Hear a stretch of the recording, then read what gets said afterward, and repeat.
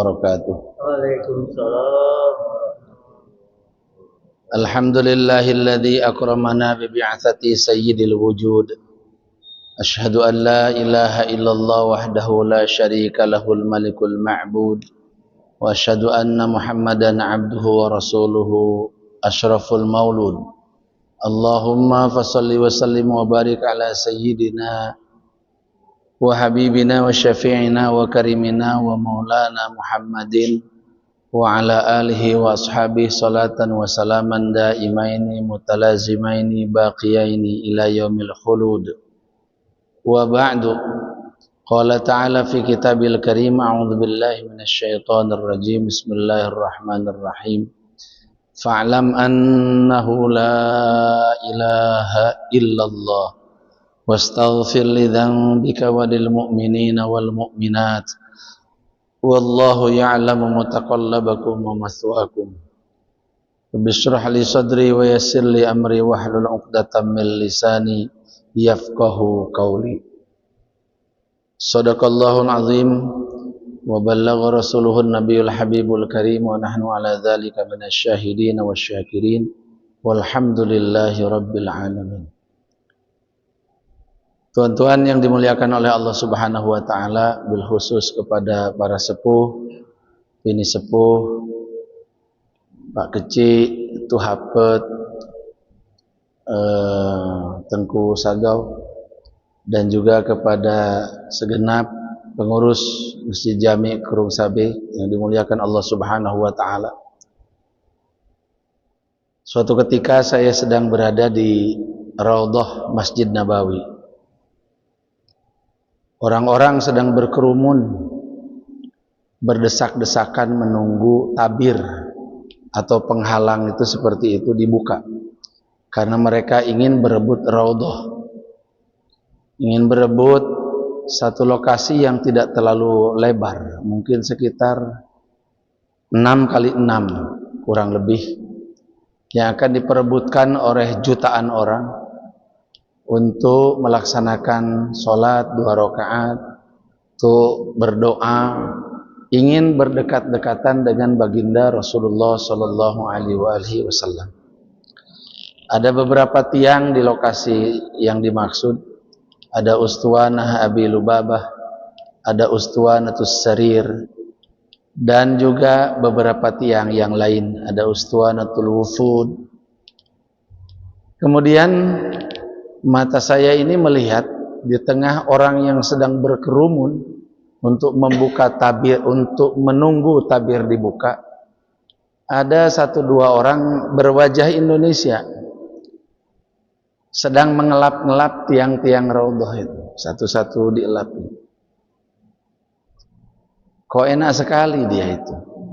Orang lain antri menunggu tabir dibuka, sementara dia sudah berada di posisi dan dia sedang mengelap-ngelap tiang Raudhah. Pengalaman seperti itu terulang ketika di Mekah. Menjelang azan zuhur, orang-orang sudah bersiap-siap duluan di sop pertama, karena nanti begitu assalamualaikum mereka akan berebut untuk mencium Hajar Aswad. Ada yang berdesak-desakan nantinya, ada yang harus dengan sabar mengantri. Di tengah situasi seperti itu, lagi-lagi ada orang yang dengan santainya ngelap-ngelap Hajar Aswad. Ngelap-ngelap Hajar Aswad. Sejumlah jemaah mungkin cemburu dan iri, ingin rasanya ya menitipkan barang sehelai 2 helai sorban agar dipakai ngelapin Hajar Aswad, mau dibawa pulang ke tanah air, mau dibilang sama sanak tetangga dan kerabat bahwa ini sorban saya sudah dipakai ngelap-ngelap Hajar Aswad. Jadi ada yang menunggu antrian, ada juga orang yang dengan santai ngelap-ngelap. Yang di Madinah, kebetulan setelah itu saya nanya sama orangnya, "Kang, dari Indonesia ya?" "Iya Pak Haji." "Dari mana Indonesianya?" "Cikarang." Masya Allah, orang Cikarang. "Kang, orang lain waktu pada berebut." Dia ahbab, udah keluar 40 hari. Orang lain mah berebut ingin ke Raudhah. Oh, akang mah dengan santainya ngelapin tiang-tiang yang ada di raudhah. Orang-orang Indonesia yang lain pada cemburu loh Kang, ingin punya manzilah, ingin punya maqam, ingin punya martabat seperti akang. Ah, bisa aja katanya. Saya makan panitianya, saya pegawainya. Dalam tanda petik, saya mah panitia. Pak, kadang di kampung kita ada mall dibuka. Kita bawa anak kita. Kenapa? Jerit-jerit pengen es krim dari kemarin. Dikasih tahu oleh teman-teman waktu dia sekolah, ada es krim baru loh di mall yang mau dibuka besok. Maka kita dipaksa Pak untuk datang, padahal bagian jauhlah satu. Istri juga dipaksa untuk datang. Akhirnya kemudian kita datang. Begitu sampai ke lokasi Pak, itu masih dibentangkan garis dan masih dibentangkan pita merah. Kita tidak boleh melampaui pita itu. Anak kita udah kelojotan pengen es krim. Yang ada di mall itu, mallnya baru akan pembukaan. Saya bilang, ayo Abi. Kita bilang, jangan sebentar dulu, nak, sabar. Itu kawan-kawanmu yang lain juga antri. Sabar, kita nunggu buka dulu katanya. Nunggu pembukaan dulu, mallnya belum dibuka. Abi bohong, itu mallnya udah dibuka. Belum. Nanti gunting pitanya dulu, baru kemudian kita boleh masuk. Abi bohong, itu sudah banyak orang di dalam. Kita menenangkan anak kita dengan mengatakan, nak, itu mah yang punya, itu mah panitia. Mereka mah bisa masuk duluan, kita mah nanti habis gunting pita. Pak, ke surga itu jadi panitianya. Itu maksud saya itu loh. Masa nggak ngerti saya omongin begitu? Jangan mau ke surga nggak jadi panitianya. Ini kan sebagai sebuah gambaran saja. Orang lain antri di raudhah, buktinya ada orang Indonesia yang sama, dia ngelap-ngelap tiang raudhah. Apa bedanya dia Indonesia, kita Indonesia? Betulan orang Cikarang, Bekasi, dia orang Sunda, saya orang Sunda. Kenapa saya harus antri sementara orang Cikarang bisa langsung ngelap-ngelap tiangnya? Kita mau duduk di tiang itu, barang 2 rakaat aja, dari usir-usir kita sama askar. Dia mah semua tiang dia lapi satu-satu. Sama ketika kemudian di Ka'bah Baitullah, kita mah harus antri mau nyium Hajar Aswad, panitia udah ngelap-ngelap Hajar Aswad. Kalau boleh kita nitip sehelai 2 helai sorban, rasa-rasanya kita ingin nitip sehelai 2 helai sorban. Seperti pembukaan mall tadi Pak. Kalau yang bukan panitia nunggu gunting pita. Kalau yang panitianya mah udah di dalam, nggak pakai nunggu gunting pita, dia mah sudah di dalam. Mall belum dibuka, dia udah di dalam. Kebayang nggak bahwa di akhirat nanti itu surga belum dibuka tapi ada yang sudah di dalam? Siapa? Ulaika ashabul jannah. Ashab itu jamaknya apa? Sahib. Sahib itu apa? Hah? Sahib itu apa? Al-Baghalah li sahibihi Abu Ubaidillah. Ini toko apa serba ada, toko meracangan tuh, toko kayak kedai serba ada lah. Baju di situ ada, bawang juga dijual di situ. Li sahibihi, untuk pemiliknya, namanya Abu Ubaidillah. Jadi sahib itu artinya pemilik. Tuan-tuan yang dimuliakan Allah Subhanahu wa taala, kita kalau masuk surga nunggu pembukaan lama, Pak. Hah? Sebagaimana surga ada panitianya, neraka juga ada panitianya. Tinggal kita pilih mau jadi panitia neraka apa panitia surga. Ya Pak Kecil. Kalau kita mau jadi panitia neraka, ya kita ikut Fir'aun, ikut Namrud, ikut Haman, ikut Abu Jahal, ikut Abu Lahab. Insya Allah kita akan jadi panitianya neraka. Yang lain mah cuma kondangan ke neraka 2000 tahun, bisa itu pulang. Ada yang di nerakanya 80.000 tahun, habis itu keluar. Ada yang sudah jadi keraknya, Pak, di neraka itu. Seluruh alat yang dikerahkan untuk mendeteksi penghuni neraka sudah tidak berhasil. Semua fasilitas yang disiapkan untuk mendeteksi masih ada orang nggak dalam neraka itu. Anggap aja macam alat pendeteksi metal kalau kita naik pesawat. Bawa rencong berarti orang Aceh. Bawa badik orang Kalimantan. bawa keris orang Jawa, bawa kujang orang Sunda, kan bunyi itu. Anggap saja ada alatnya di akhirat itu untuk mendeteksi masih ada nggak penghuni neraka. Semua alat sudah menuduhkan bukti negatif, merah semua. Maksudnya apa? Nggak ada lagi umat Nabi Muhammad yang di neraka itu karena sudah merah. Itu bahasa yang kita pahami. Kalau masih contreng hijau, masih ada. Ini sudah merah, oh sudah nggak ada lagi. Artinya alat sudah ada, nggak ada yang bisa mendeteksi bahwa di situ ada umat Kangjeng Nabi. Tapi Nabi Muhammad masih risau, masih nggak mau masuk lagi. Waktu meriwayatkan hadis ini, Nabi Muhammad tersenyum karena konon Allah juga tersenyum. Karena udah nggak bisa dideteksi. Sial nggak orang? Sial banget orang itu. Artinya alat pendeteksi penghuni neraka aja sudah nggak menyebutkan bahwa masih ada umat Nabi Muhammad di situ. Tapi Nabi Muhammad tuh punya hati, punya firasat, punya rasa. Kalau masih ada orang yang ucap la ilaha illallah Muhammadur Rasulullah masih ada di neraka, Nabi tidak akan betah di surga itu. Jadi alarm dalam batin Nabi ini bunyi, ini masih ada. Masih ada yang belum masuk. Hah? Masih ada yang belum masuk. Nggak bisa pakai alat biasa, Pak. Malaikat Zabaniyah turun bilang, "Seliku dawuh Gusti pun rapi. Sudah seberes semua, nggak ada. Umat Gusti udah nggak ada lagi yang di dalam sini." Enggak, masih ada. Masya Allah. Karena Kangjeng Nabi panitianya, Nabi turun, Pak. Panitia, kalau bagi panitia nggak masalah neraka. Apalagi bagi Kangjeng Nabi Muhammad Sallallahu Alaihi Wasallam. Sayyidina Ali itu nggak takut sama neraka itu. Lau kushifa annal hijab mazdadtu imanan. Kalau kepadaku dibuka seluruh dinding penghalang antara aku dengan neraka, antara aku dengan Allah, imanku tidak akan bertambah.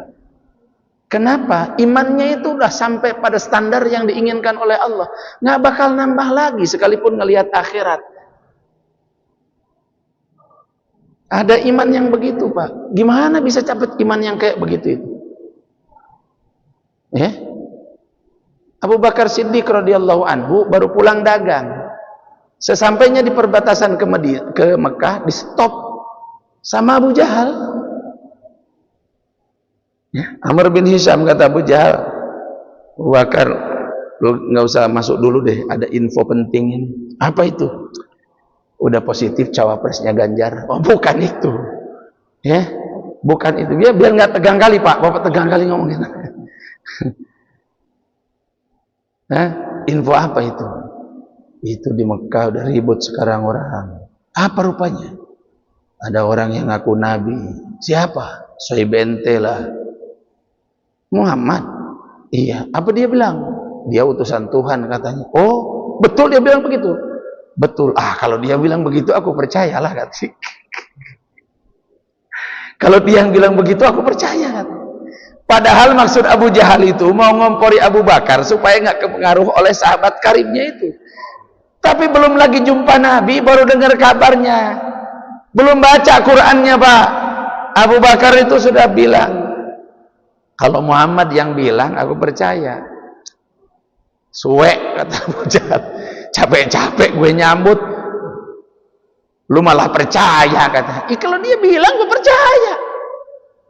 Itu Abu Bakar nggak pulang ke rumahnya dulu, Pak, langsung pulang ke rumah baginda Nabi. Begitu sampai ke rumah baginda Nabi, Assalamualaikum ya Muhammad, Assalamualaikum Bal Qasim. Ahlan, marhaban, waalaikumsalam. Bayangan saya begitu. Assalamualaikum belum ada sebetulnya waktu itu, belum ada, belum umum. Akhirnya kemudian, enggak, loh, udah pulang? Iya, aku pulang lebih awal. Biasanya sesuai jadwal aja, 4 bulan gitu. 40 hari, setahun. Enggak, ini Abu Bakar pulang tidak sesuai jadwal, Pak, buru-buru pulang.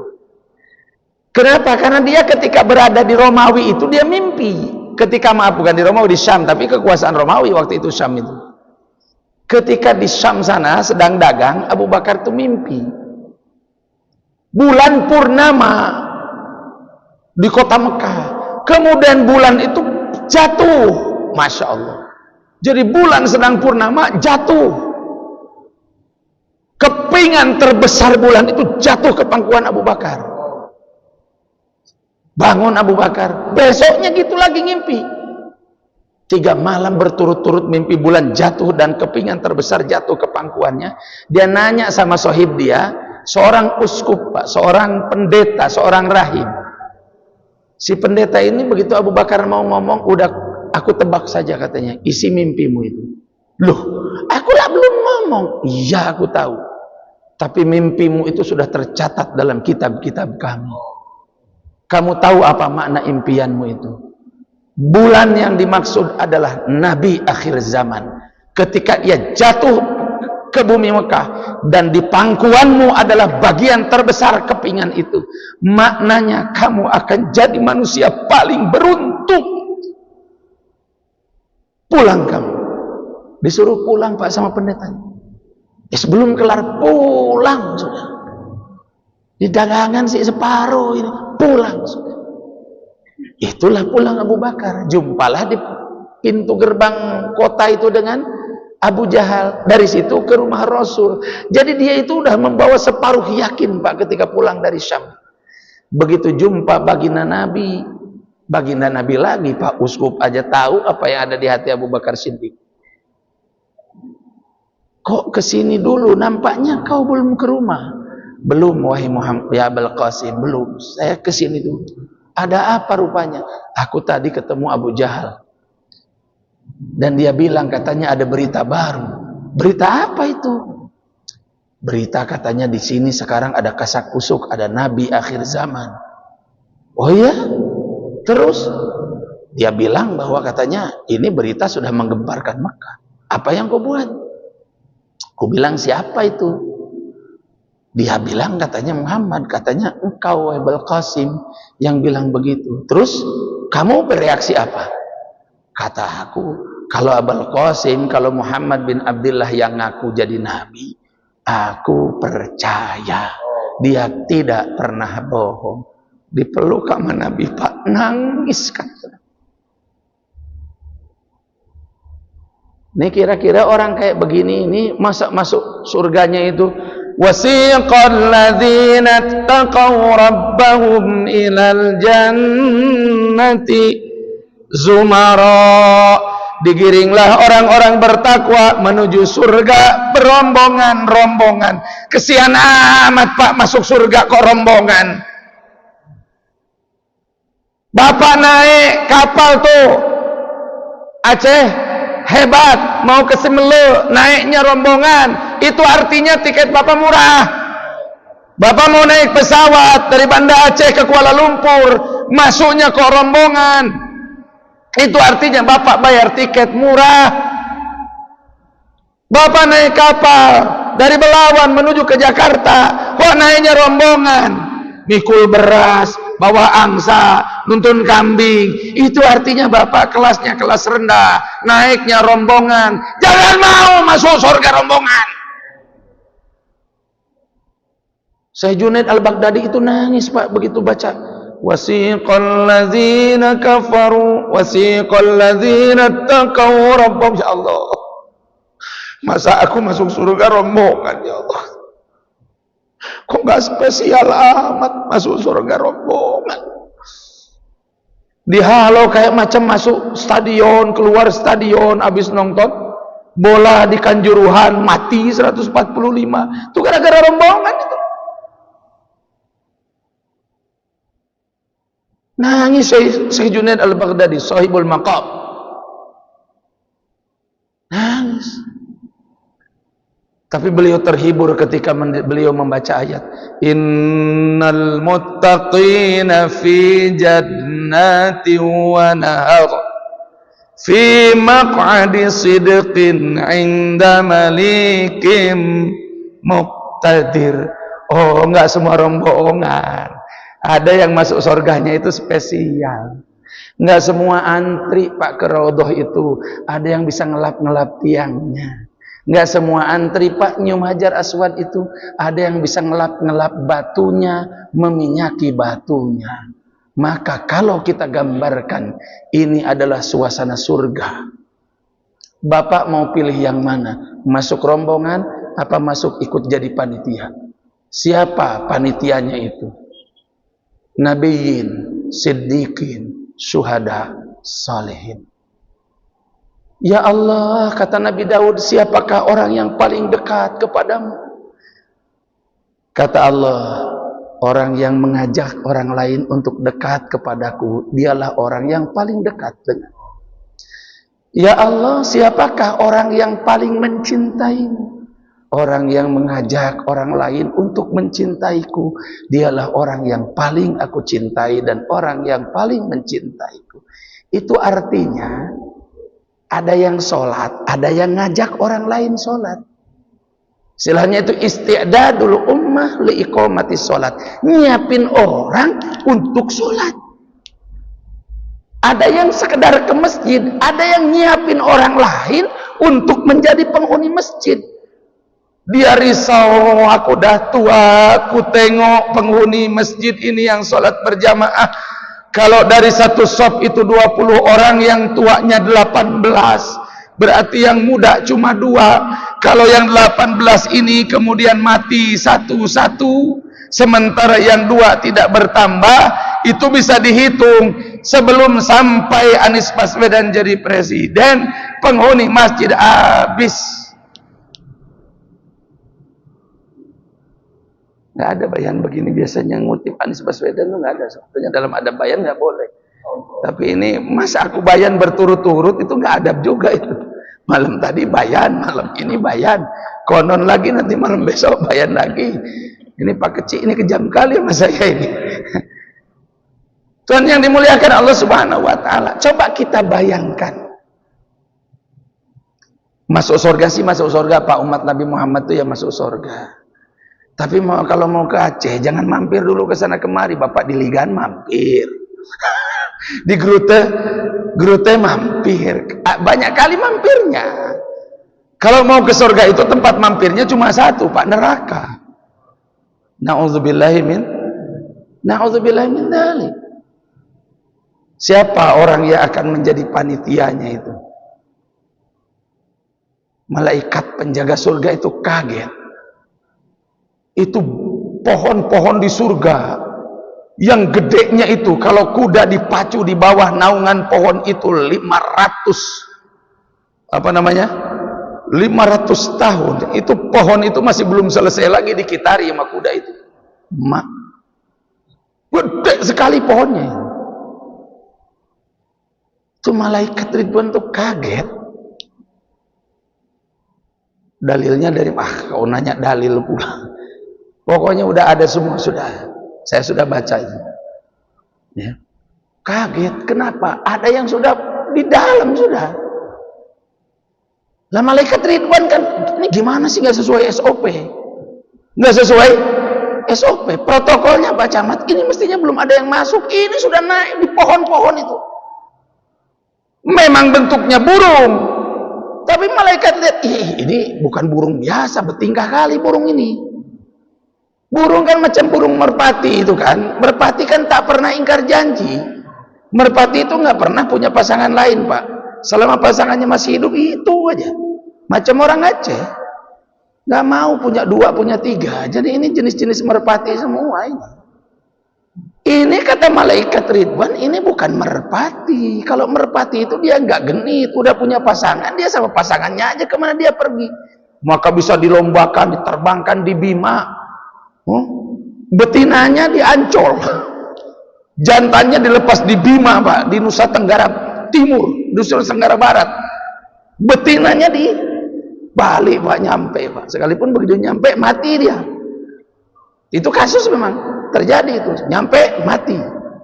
Ngejar betina segitu jauhnya, begitu sampai mati. Maka jangan buru-buru banget macam merpati juga, Pak. Ini dilihatin malaikat. Ini bukan merpati biasa, kata malaikat ini. Karena ini udah bukan burung biasa. Kenapa? Mepet terus sama betina. Malaikat kan nggak punya pengalaman ketemu burung kayak begini. Dia nggak tahu burung kita begitu semua. Mepet dia. Allahu Akbar. Dan malaikat juga nggak punya data, Pak. Jadi dia harus nanya. Apa-apa itu malaikat nanya. Karena dia tidak diberikan pengetahuan tambahan untuk itu. Ya Rob, kok sepertinya bocor. Nah lu, bocor halus Pak surga itu. Apa pula rupanya kata Allah itu? Saya tengok, ya Rob, itu ada, sepertinya itu ada, sepertinya manusia itu ada, bukan burung biasa itu. Kata Allah, mereka adalah syuhada, orang yang gugur ketika memperjuangkan agama. Ruh mereka kumasukkan ke dalam tembolok burung-burung berwarna hijau, dan kuberikan kemuliaan kepada mereka untuk terbang di taman-taman surga. Itu panitia di luar masih sibuk Pak mempersiapkan upacara pembukaan surga. Mereka udah terbang di pohon-pohon surga. Nah, saya itu menawarkan kepada diri saya sama kepada tuan-tuan, kita mau masuk yang mana? Ikut burung itu, atau ikut yang sudah ngelap-ngelap di dalam, atau ikut yang sudah nyium-nyium duluan? Karena orang kalau pegawai Hajar Aswad sebelum dilap dicium dulu sama dia. Lap, lap, lap, lap, lap, lap, sudah selesai pengelapannya cium lagi. Gue bilang ini Hajar Aswad udah nggak murni, dicium orang Cikarang. Dia kecup dulu, lepas itu dia usap-usap, dia lap-lap, selesai dikecup lagi. Raja aja nggak bisa Pak. Artinya raja itu ngecup habis dikecup sama dia. Imam Sudes itu ngecup habis dikecup sama dia Pak. Apalagi jemaah Indonesia, oh udah banyak iler apa, ingus apa segala macam, keringat ke situ. Udah, masya Allah. Yang panitianya itu selesai. Ayo, mau jadi yang mana kita masuk surga? Maka Pak, kalau kita ingin jadi panitianya, maaf ya, jangan salah paham. Panitia itu dalam pengertian nggak umum masuknya sama orang. Panitia itu dalam pengertian masuknya duluan. Panitia itu dalam pengertian dia memang nggak bisa diusir lah panitia. Berhubung panitia, maka dia sewaktu-waktu bisa ke neraka dulu, kayak kasus Kanjeng Nabi. Semua alat pendeteksi ashabun nar udah dipakai, udah nggak ada lagi. Tapi Nabi masih bilang masih ada umatku yang ketinggalan. Sehingga dalam hadisnya disebutkan, aku tahu orang surga yang terakhir masuk surga. Maknanya apa? Penghuni neraka terakhir. Malah ada klaster sendiri Pak. Ada klubnya sendiri. Ada klubnya Pak, ada kaosnya itu. Klubnya itu bikin kaos, bikin jaket. Klub penghuni neraka terakhir. Disebutnya Jahannamiyun. Disebutnya aja Jahannamiyun. Saking lamanya di neraka udah jadi keraknya disebut orang-orang Jahannam. Nanti mereka begitu masuk surga aja masih kelihatan tuh. Bro, kok jaketnya beda bro? Kok bajunya beda bro? Itu di jidat apa bro itu? Anggap aja di jidat tandanya itu. Sampai malu mereka. Kenapa? Masih ada bau-bau Jahannam. Itu neraka kalau kelamaan begitu Pak. Udah dicelup di Nahrul Hayat apa segala macam, masih ada sisa. Masih ada sisa-sisa. Itu dunia itu kalau nggak dibawa ke akhirat begitu Pak. Dibawa ke surga masih tersisa baunya. Dibawa ke surga dunia kita kalau tidak diakhiratkan dari awal, itu bau dunianya itu masih kecium. Bau dunianya masih kecium. Ngeri kali Pak. Akhirnya di surga mereka bilang, bro kita ya sudah apa-apalah coy, paling tidak kita udah di surga. Iya tapi nggak gitu kali Tengku. Yang pada ngomong cok ngono no mas, lumayan lah bang, kita paling tidak udah. Iya tapi semua mata ngeliatin kita, kenapa kita beda sendiri? Lihat mereka tuh, ini derajatnya beda, ini derajatnya beda. Baru dengan kemurahan Allah, Allah hilangkan kemudian sifat-sifat jahanamnya itu, tanda-tanda bekas jahanamnya disirnakan, dihilangkan oleh Allah. Barulah mereka kemudian merasa nyaman di surga. Nah kita mau pilih yang mana Pak? Kalau mau pilih derajat ulaika ashabul jannah, kalau mau pilih derajat fi maq'adi sidqin inda malikim muqtadir, kalau ingin kalau ingin pilih derajat yang itu, bukan derajat yang lain, bukan lewat sholat, bukan lewat puasa, bukan lewat ngaji, nggak dapat. Lewat satu amalan yang itu induk amalan, Dan itu amal Nabi. Dan itu amal Nabi. Itu amal yang bahkan Nabi udah ke sorga, balik kerja itu lagi.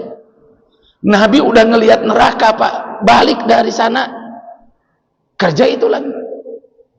Artinya Nabi sebelum Isra Mi'raj kerjanya itu, pulang Isra Mi'raj kerjanya itu, ketika sedang Mi'raj risaunya juga itu, sampai bilang assalamu alaina wa ala ibadillahis solihin. Itu saking risaunya Pak. Udah di depan Allah. Kalau kita mah melongo Pak, jutaan tahun kalau ngelihat Allah itu.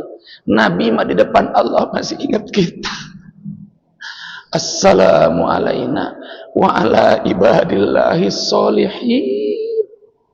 Di depan Allah itu ingat kita, ingat orang Kurung Sabe, ingat orang Pangak, ingat Pak Kecil, ingat Tuhapet, ingat Tengku Sako. Maaf kalau saya nyebutnya salah. Hah? Ingat kita, udah di hadapan Allah tuh masih ingat kita. Buktinya apa? Datanya apa? Jangan ngomong tanpa data katanya kalau kata orang sekarang. Assalamu alaina wa ala ibadillahis solihin. Tuh lagi ingat sama kita tuh. Lagi ingat sama kita tuh. Padahal Nabi kadang nggak ingat tuh sama orang. Habis tahajud Nabi. Assalamualaikum, ada Siti Aisyah. Siapa kamu? Kata Nabi. Hah. Nabi itu habis tahajud, lihat Siti Aisyah nanya, kamu siapa? Saya Aisyah. Aisyah siapa? Anak Abu Bakar. Abu Bakar siapa? Nah, jadi beberapa saat habis salam tahajud tuh, Nabi nggak ingat tuh sama istrinya. Kita lagi tahajud ingat. Nah, artinya Nabi itu kalau lagi sholat sampai pada tingkatan itu. Tapi ketika jumpa Allah, Nabi ingat kita. Wa ala ibadillahis solihin. Nah Tuhan, biar jadi panitia kerjanya apa? Buat usaha seperti usahanya Nabi. Buat kerja seperti kerjanya Nabi. Gajinya apa? Oh gajinya Bapak nggak bisa itu. Wa innalaka la ajran ghaira mamnun. Bapak akan dapat pahala yang tidak ada putusnya. Bapak udah meninggal, pahala masih ngalir. Hidup sekali tapi ganjarannya berkali-kali. Amal sekali, ganjarannya berkali-kali. Kata para masyayikh menafsirkan, ya laita qaumi ya'lamun, surganya nggak ketahuan tempatnya. Ya laita qaumi ya'lamun bima ghafara li Rabbi wa ja'alani minal mukramin. Di surga itu ada derajat, ada versi sendiri surga. Ada model surga lain namanya surga klaster Darajatul Karomah. Ya mukramin itu. Di mana itu? Malaikat Jibril aja nggak tahu ditaruhnya di mana. Malaikat Jibril aja nggak tahu tuh surga yang versi itu ditaruhnya di mana.